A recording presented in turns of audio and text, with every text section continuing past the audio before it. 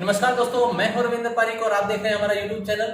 दोस्तों, बहुत ही आसानी से वास्तु विज्ञान समझने के लिए आप हमारे सब्सक्राइब कीजिए और बेल आइकन को दबाइए ताकि हमारे बहुत ही इजी वे से चित्रात्मक शैली से समझाने की प्रक्रिया को आप आसानी से समझ सकें और अपने जीवन में, अपने घर से किस तरह से लाभ उठाना है। बहुत ही छोटे छोटे बदलाव करके आप अपने घर में, अपने जीवन में, अपने जीवन को, अपने परिवार को सुखमय बना सकते हैं।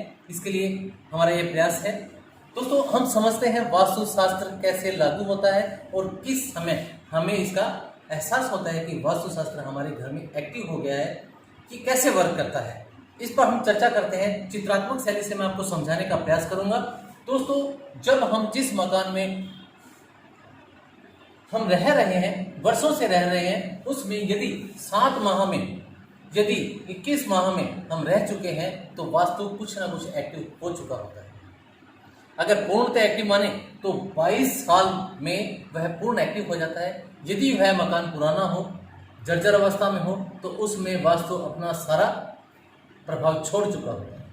वास्तु हमें पॉजिटिव और नेगेटिव एनर्जी देता है। किस तरह से हमें पॉजिटिव और नेगेटिव एनर्जी देता है, कुछ तरीके से हम समझने का प्रयास करते हैं। दोस्तों, पूर्व दिशा जो होती है, जिधर सूर्य उगता है उधर पूर्व दिशा काउंट होती है। पूर्व दिशा के हमने जो भी दीवार हो, पूर्ण दीवार के, पूर्ण मकान के हमने 3 टुकड़े करने होते हैं। बीच का जो हिस्सा होता है उसे हम पूर्व कहते हैं। जिसे हम पूर्व कहते हैं, उसकी ओर, उत्तर की ओर यदि थोड़ा सा हिस्सा बचता है, जो तीसरे टुकड़े में एक हिस्सा उत्तर की ओर होता है, उसे हम ईशान कहते हैं। जो हमारा दक्षिण की ओर एक टुकड़ा होता है उसे हम अग्नि कहते हैं। इसी तरीके से हम उत्तर की ओर यदि माने तो बीच का हिस्सा उत्तर कहलाता है। जो पूर्व की दिशा की ओर चिपकता हिस्सा होता है उसे हम ईशान कहते हैं। जो पश्चिम की ओर चिपकने वाला हिस्सा होता है उसे हम वायव्य कहते हैं। इसी तरीके से इसको हम, इस इतने एरिया को ईशान कहते हैं, जो कि उत्तर और पूर्व के कोने को मिलकर बनता है, जिसे हम ईशान कहते हैं। दोस्तों, इस ईशान को बिगड़ने से हमारे क्या क्या नुकसान होते हैं और क्या क्या होना चाहिए। एक सिंपल सी बात है दोस्तों, आज तक आपने जितने वीडियो देखे हैं या फिर जितने भी वास्तु के नक्शे देखे हैं या वास्तुशास्त्रियों से सुना होगा, वो ये बता पाते हैं कि यहाँ पर ये नहीं होना चाहिए। मैं आपको ये बता रहा हूँ कि यहाँ पर अगर ये होता है तो आपको क्या नुकसान होता है, इसको जानने का प्रयास करें। दोस्तों, यदि ईशान कोण में पूजा स्थान हो तो उसको सर्वश्रेष्ठ माना जाता है। इसी तरह से यदि जल का स्थान हो तो श्रेष्ठ माना जाता है। यदि ईशान में जल हो, इस जगह से इस जगह या फिर ईशान के किसी भी एरिया में जल हो तो उसे श्रेष्ठ माना जाता है। यदि वह यहाँ उत्तर के बिल्कुल पास वाले कोने पर हो तो उसे धन और वृद्धिदायक माना जाता है। इसी तरह से यदि ईशान के इधर हो जल स्रोत, यानी पानी की टैंकी या पानी का कुंड या कुआं या नलकूप, जो भी जमीन से पानी निकलता हो या जमीन में पानी रखा जाता हो, उसके यहाँ रहने से लाभ होता है। अर्थात ईशान कोण में जल का स्थान है, रखने से लाभ होता है। दोस्तों, यदि ईशान में किसी का द्वार हो उसे श्रेष्ठ मानते हैं। ईशान में बिल्कुल कोने में इतना उपयुक्त नहीं माना जाता, लेकिन फिर भी अन्य द्वारों की बजाय इसको अच्छा माना जाता है। पूर्ण ईशान में कहीं भी द्वार हो, उस द्वार को श्रेष्ठ माना जाता है। यदि यह खाली स्थान रखा जाता है, कोई भी व्यक्ति यहाँ पे कोई किसी भी प्रकार का किसी भी निर्माण कार्य को नहीं करता, इसे खाली स्थान माना जाता है। यदि वह खाली स्थान रखता है और यह नीचा हो तो यह ईशान शुभ माना जाता है। दोस्तों, यहाँ पर यदि किसी के फलदार फूल अथवा फल वाली बेलें अथवा पौधे हों तो उसको भी शुभ माना जाता है, क्योंकि गुरु जीवों का रख कहलाता है। जीव जो भी प्रकट करने वाले हों, यदि वहाँ पे हो तो इसको श्रेष्ठ माना जाता है। फलदार पौधे भी श्रेष्ठ माने जाते हैं, फूल वाले पौधे भी श्रेष्ठ माने जाते हैं, कांटे वाले इनमें श्रेष्ठ नहीं माने जाते। इसी प्रकार से यदि यहाँ पे शयन कक्ष हो, वृद्धों का शयन कक्ष हो या बच्चे रह सकते हैं, यहाँ पर स्त्रियां वैवाहिक जीवन के लिए या फिर वंश वृद्धि के लिए रहने वाले लोग यहाँ पर हानि प्राप्त करते हैं, इस जगह उनको शयन नहीं करना चाहिए। अब जानते हैं यहाँ पर क्या हो तो हमें क्या क्या नुकसान होते हैं। दोस्तों, यहाँ पे रसोई घर निषेध है। यदि घर के मुखिया यहाँ पे रसोई बना लेते हैं तो उनका व्यवहार सदैव और स्वास्थ्य सदैव खराब रहता है।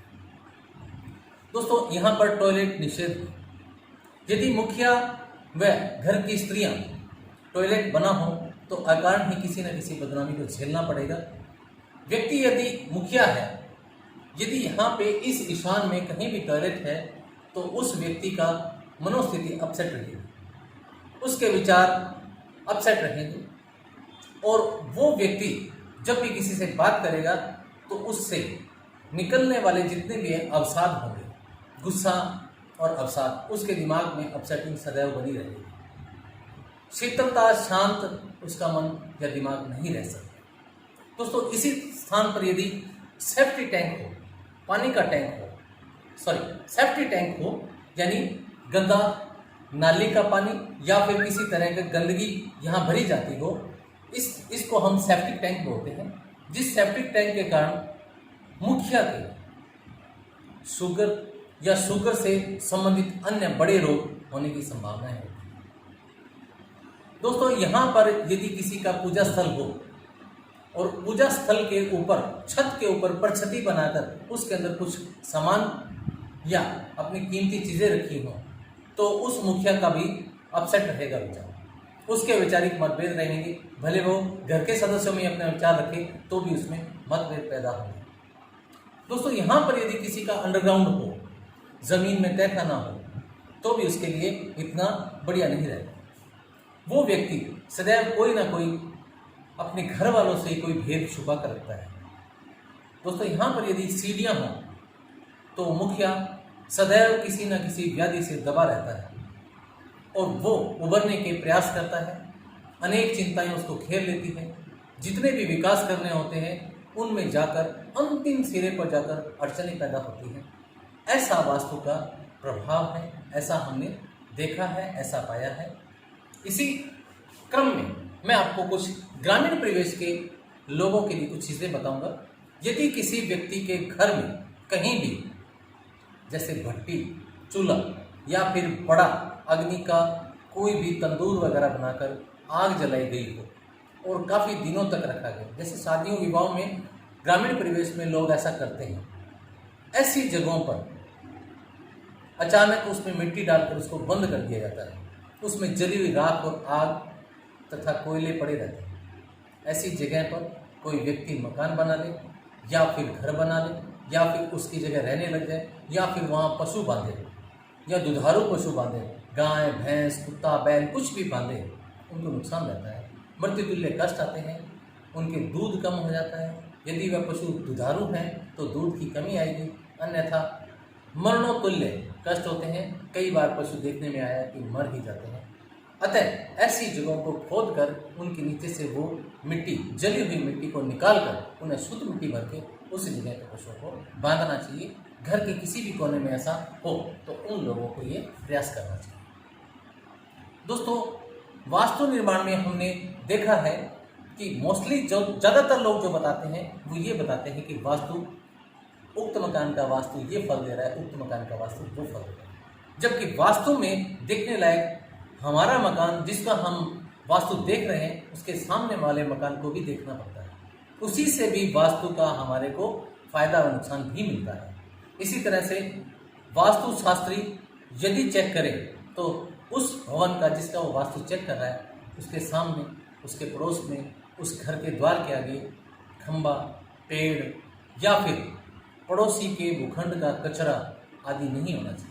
ऐसे दृश्य जो घर से निकलते ही या घुसते ही हमें प्रभावित करते हैं, जिनसे हमें नकारात्मक एनर्जी मिलती है, वो हमारे लिए नुकसानदायक होते हैं। वास्तु में भवन के अंदर जाते समय व निकलते समय हमारे को शुद्ध हवा व शुद्ध दर्शन हो, इससे हमारा वास्तु श्रेष्ठ रहता है। धन्यवाद।